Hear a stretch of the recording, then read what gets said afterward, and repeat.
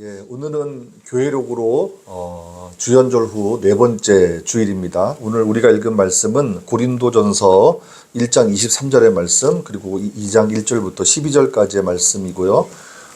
하나님의 신비라는 제목으로 여러분들과 함께 은혜를 나누겠습니다.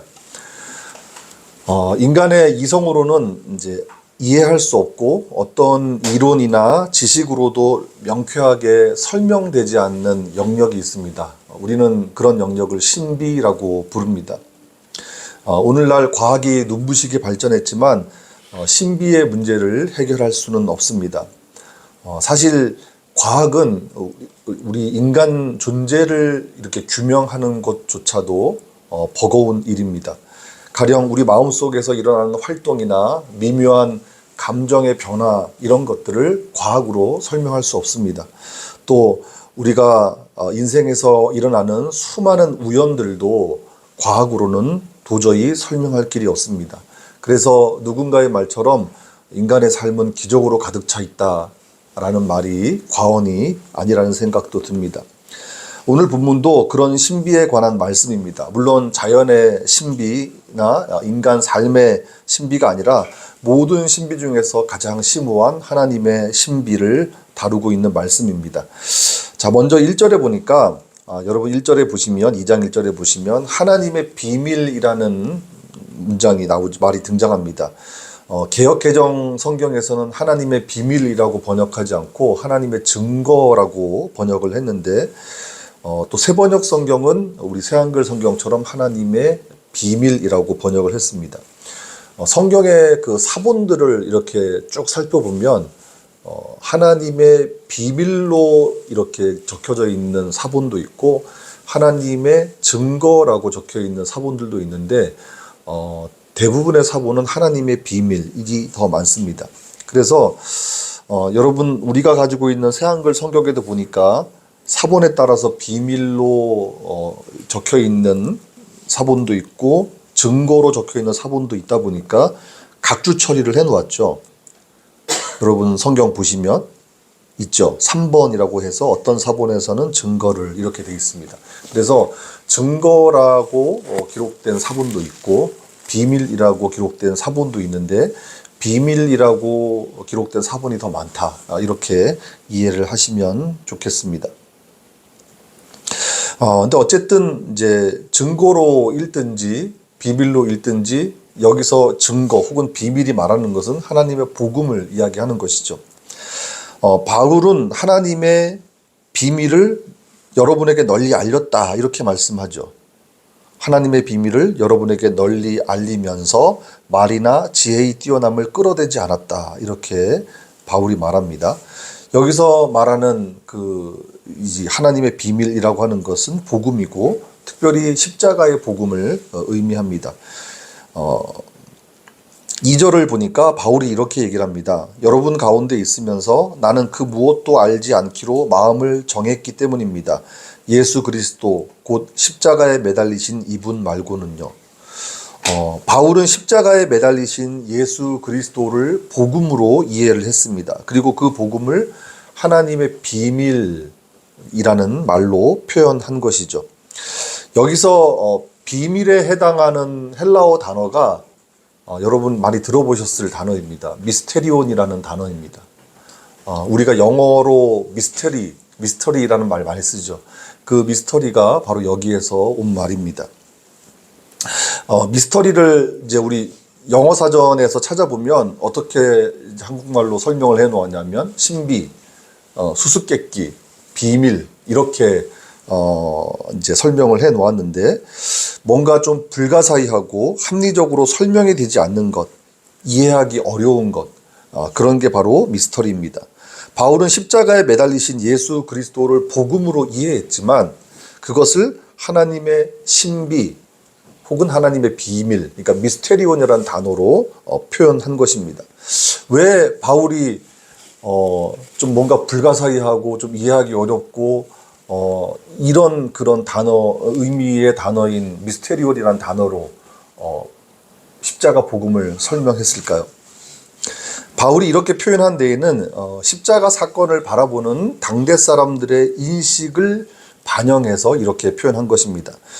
여기가 참 중요한 지점인데 여러분 고린도전서 1장 23절 말씀을 우리 다시 한번 좀 읽어보았으면 좋겠습니다. 이 고린도전서 1장 23절의 말씀이 십자가라는 것을 바라보는 당대 사람들의 인식을 잘 보여주는 말씀입니다. 우리 같이 한번 읽어보겠습니다. 시작.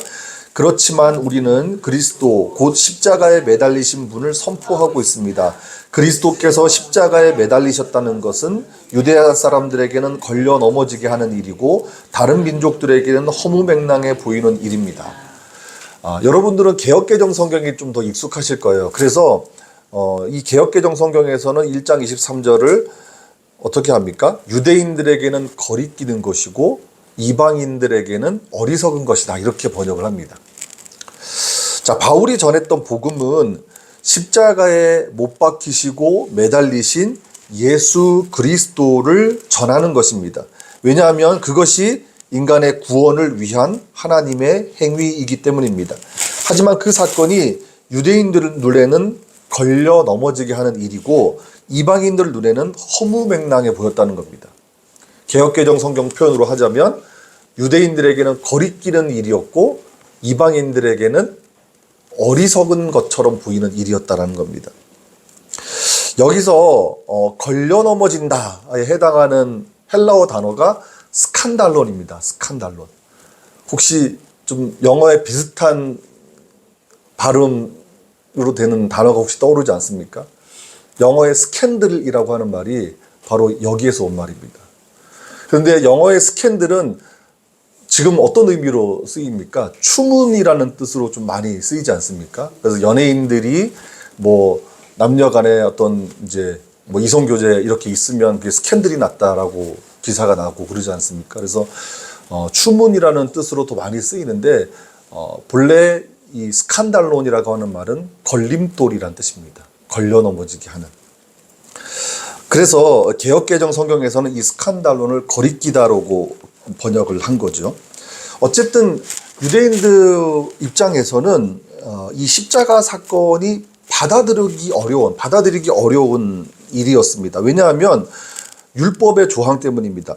신명기 21장 23절에 보면 이렇게 말씀합니다. 나무에 매달린 사람은 하나님께 저주받은 사람이라는 율법의 기록이 있습니다.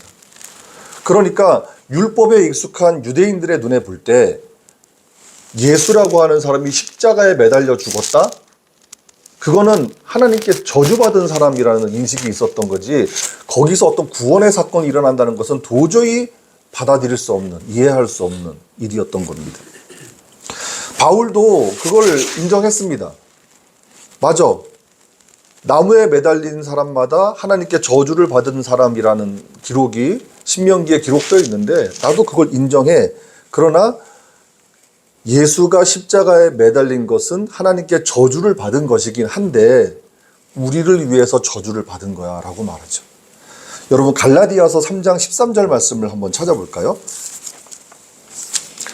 새한글 성경으로 읽어보면 더 쉽게 여러분들에게 이해가 되실 겁니다. 갈라디아서 3장 13절입니다.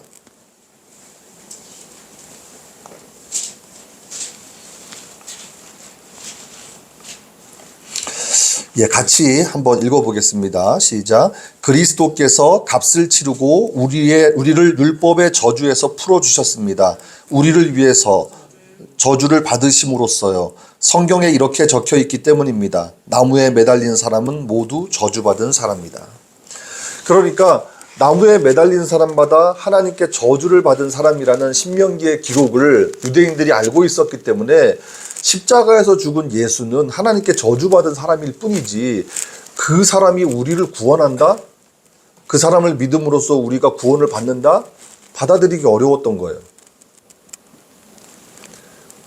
그런데 바울이 그 예수라고 하는 사람이 십자가에서 죽은 것은 우리를 위해서 저주를 받은 사실이라고 이야기하죠. 어쨌든 유대인들은 그 사실이 거리꼈습니다. 받아들이기 힘든 스칸달론, 걸림돌이었다는 겁니다. 반면에 이방인들에게는 십자가의 복음이 어리석은 소리처럼 들렸습니다. 당시 로마가 지배하던 사회에서는 십자가의 죽음은 잔인하고 역겹고 가증스러운 것으로 여겨졌습니다. 십자가에서 처형을 받는 것은 죄를 지은 노예나 혹은 사회 질서를 교란시키는 테러범, 반역자들에게만 집행했던 방식입니다. 로마 시민이나 그리고 평범한 범죄자들에겐 결코 적용하는 일이 없는 십자가입니다.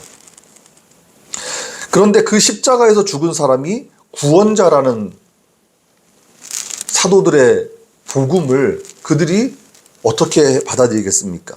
이방인들에게는 말도 안 되는 소리였던 거죠.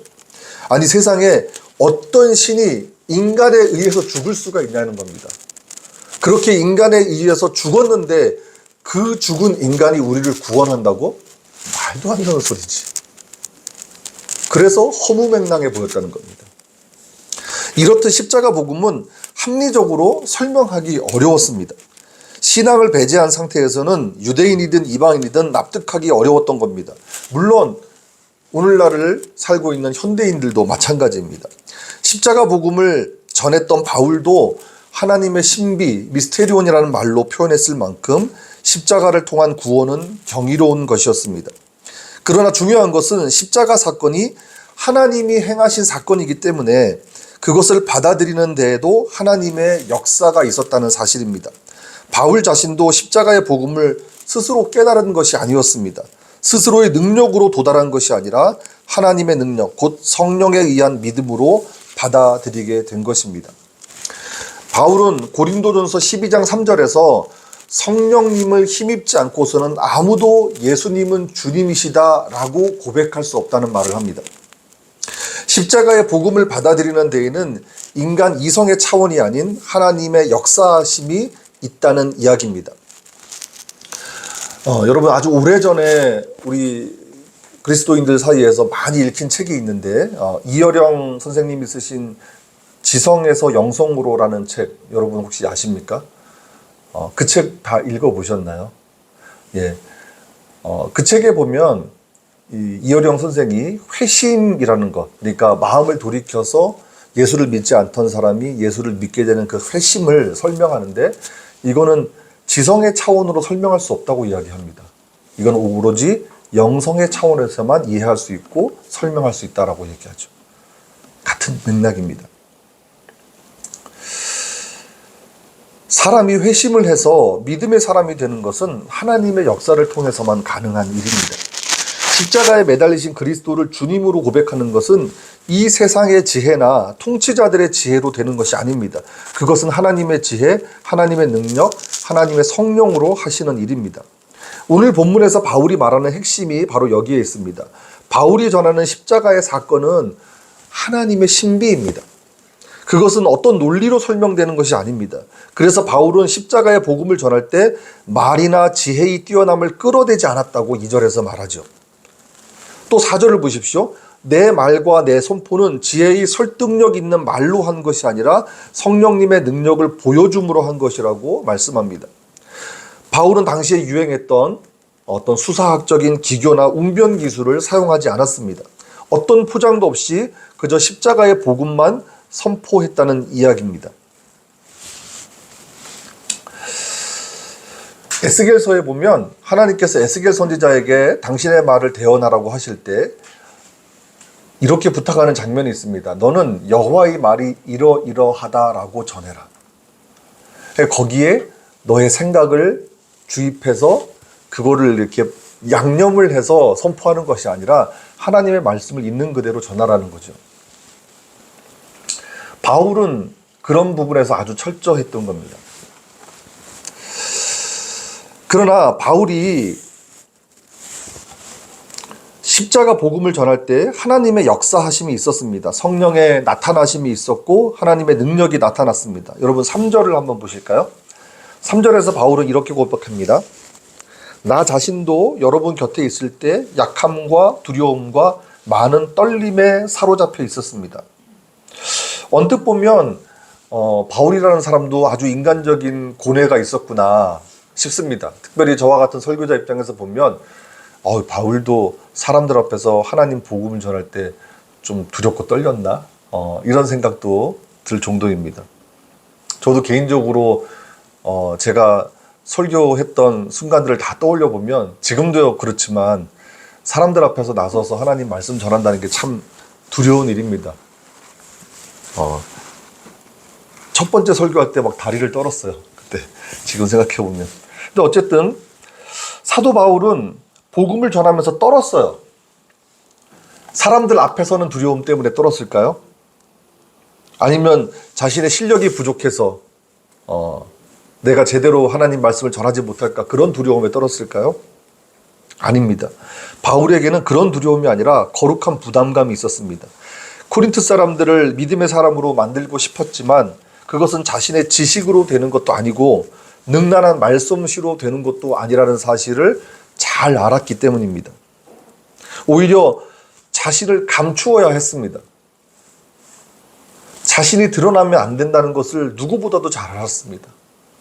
그렇지만 바울도 인간이기에 자신이 드러날까 봐 그게 두려웠던 거예요.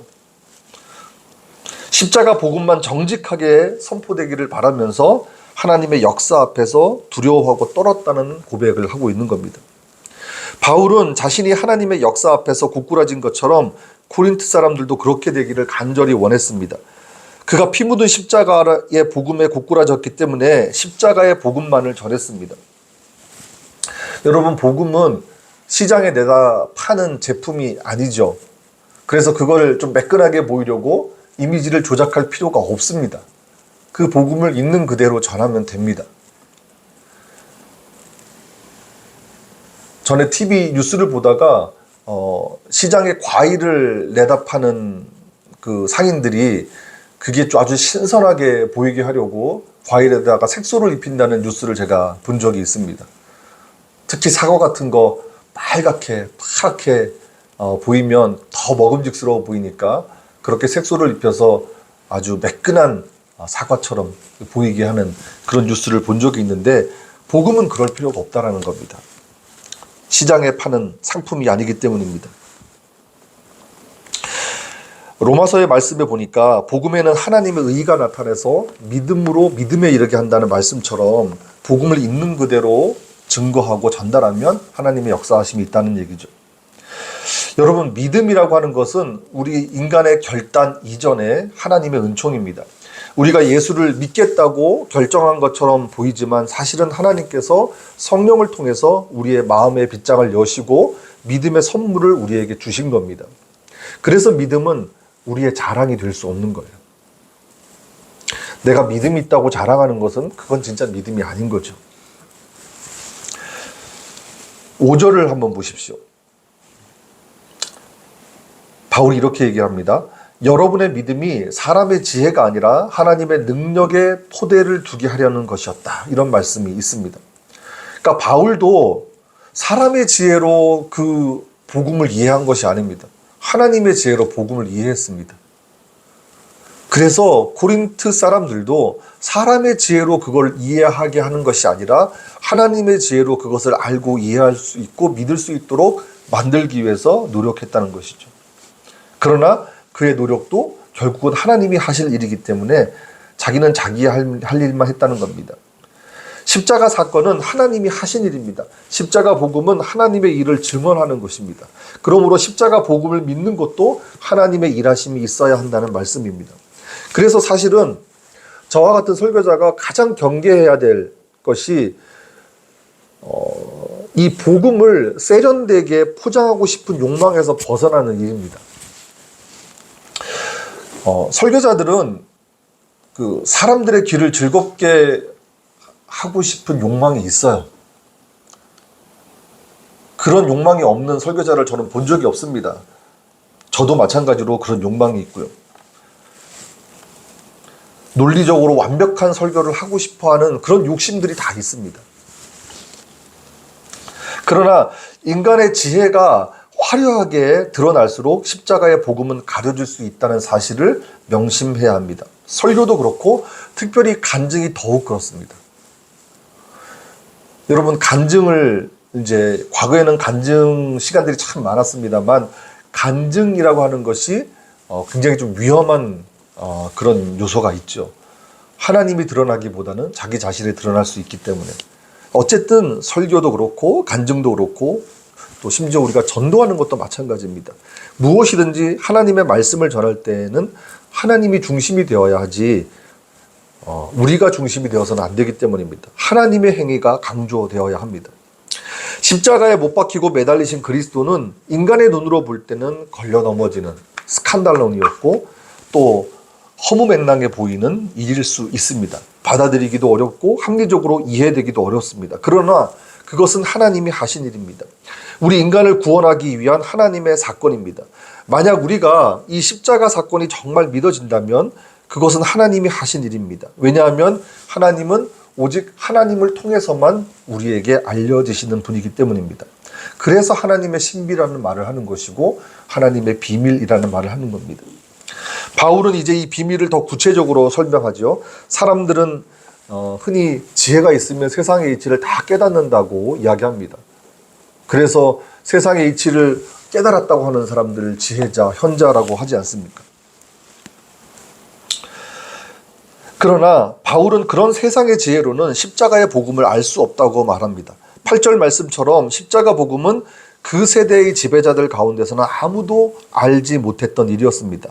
만약 그 세대의 지배자들 중에서 그것을 알았더라면 주님을 십자가에 못 박고 매달지는 않았겠죠. 그들은 힘이 곧 능력이라고 믿었기 때문에 십자가에서 힘없이 죽어가는 예수가 인간을 구원한다는 사실을 알 수 없었습니다. 그것을 알 수 있는 지혜는 세상에는 없었던 겁니다. 왜냐하면 그것은 6절의 말씀처럼 하나님의 지혜, 곧 비밀 속에 감추어져 있는 지혜이기 때문입니다. 그러므로 십자가 복음은 더 많이 공부해서 습득할 수 있는 지식이 아닙니다. 바울은 10절에서 우리에게는 그 복음을 하나님께서 성령님을 통해서 계시해 주셨다고 말씀하죠. 우리가 열심히 공부해서 연구해서 습득한 지식이 아니라 하나님께서 성령을 통해서 우리에게 계시해 주셨다는 거예요. 계시라고 하는 말은 하나님이 열어서 보여주셨다는 거예요. 우리가 열 수 있는 게 아니에요. 감추어져 있던 것인데 하나님이 열어서 보여주신 게 계시예요. 성령을 통해서 계시해 주셨기 때문에 우리가 알 수 있게 된 거예요. 자, 11절의 말씀이 아주 실감나죠. 사람의 생각은 그 사람 안에 있는 영, 다시 말해서 그 사람 안에 있는 마음으로만 정확히 알 수 있다고 바울은 말합니다. 우리가 다른 사람의 생각을 어떻게 알 수 있습니까? 짐작하는 것 뿐이지 그 사람의 생각을 우리는 알 수 없습니다. 우리가 그 사람의 마음에 들어가지 않는 이상 그 사람이 도대체 어떤 생각을 하고 있는지 정확하게 알 수가 없습니다. 그래서 그 사람의 생각은 그 사람의 마음 안에 있는 영, 그 사람의 마음만이 그걸 알고 있다는 이야기입니다. 마찬가지로 하나님의 생각도 오직 하나님의 영으로만 알 수 있다고 바울은 말합니다. 하나님은 오직 하나님을 통해서만 알 수 있다는 말씀입니다. 우리가 하나님을 알려고 한다면 반드시 하나님의 영을 통해서만 알 수 있습니다. 그런데 하나님께서 그 영을 우리에게 주셨다고 지금 말씀하고 있는 거예요.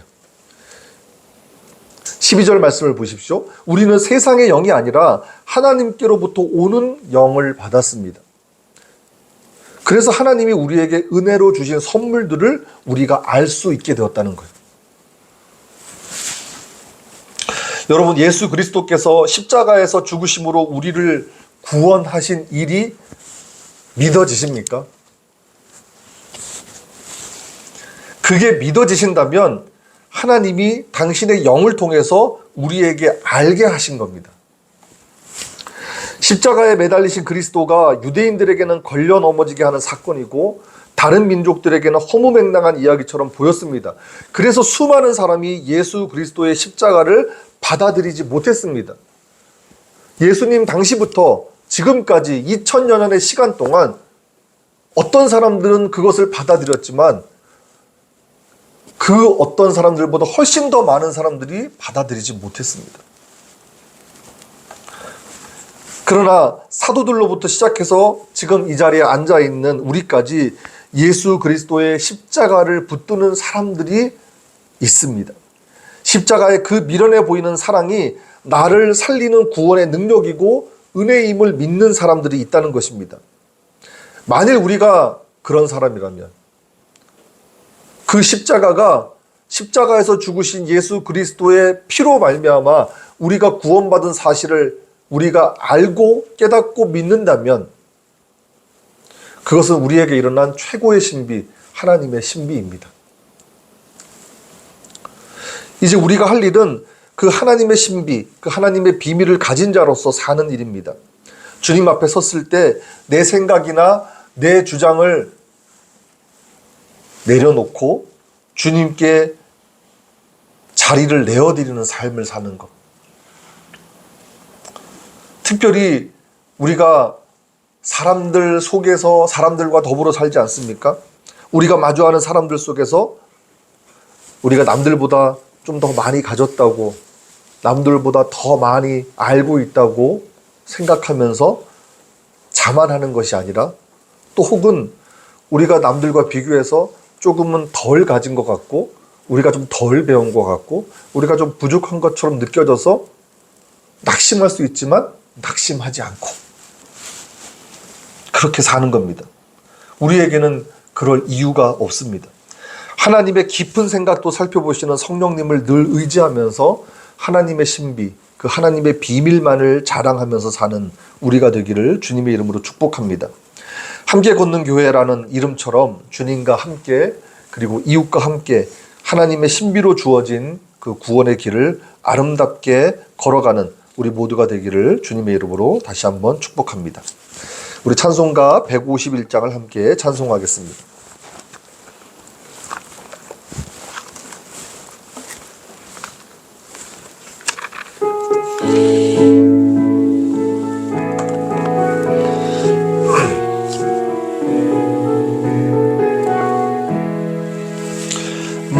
만왕의 왕 내 주께서 왜 고초당했나.